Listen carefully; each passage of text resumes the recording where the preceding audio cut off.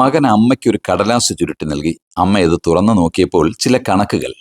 പുല്ല് വെട്ടിയതിന് 10 രൂപ, മുറി വൃത്തിയാക്കിയതിന് 5 രൂപ, കടയിൽ പോയതിന് 15 രൂപ.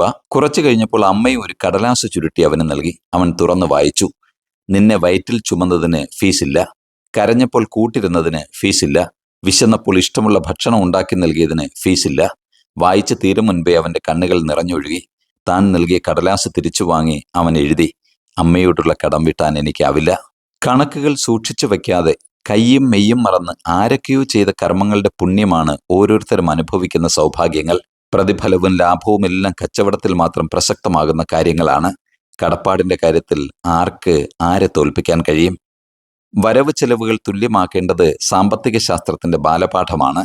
സന്മാർഗശാസ്ത്രത്തിന് പ്രവർത്തന ലക്ഷ്യം നന്നായാൽ മതി. പരസ്പരം കണക്ക് തീർക്കാൻ തുടങ്ങിയാൽ ആരെല്ലാം ആരോടൊക്കെ കണക്കുകൾ ബോധിപ്പിക്കേണ്ടി വരും?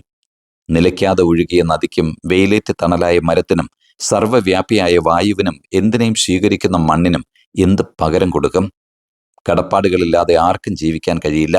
എല്ലാവരും ആരുടെയെങ്കിലുമൊക്കെ ആശ്രിതരും അന്നദാതാക്കളുമാണ്.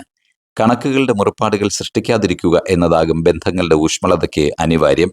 കണക്ക് ചോദിച്ചു എന്നതല്ല, അത്രയും നാളത് ഉള്ളിൽ സൂക്ഷിച്ചു എന്നതാണ് കേൾക്കുന്നവരെ വേദനിപ്പിക്കുക. ചില കടങ്ങൾ വീട്ടാതെ കിടക്കുന്നതാണ് നല്ലത്.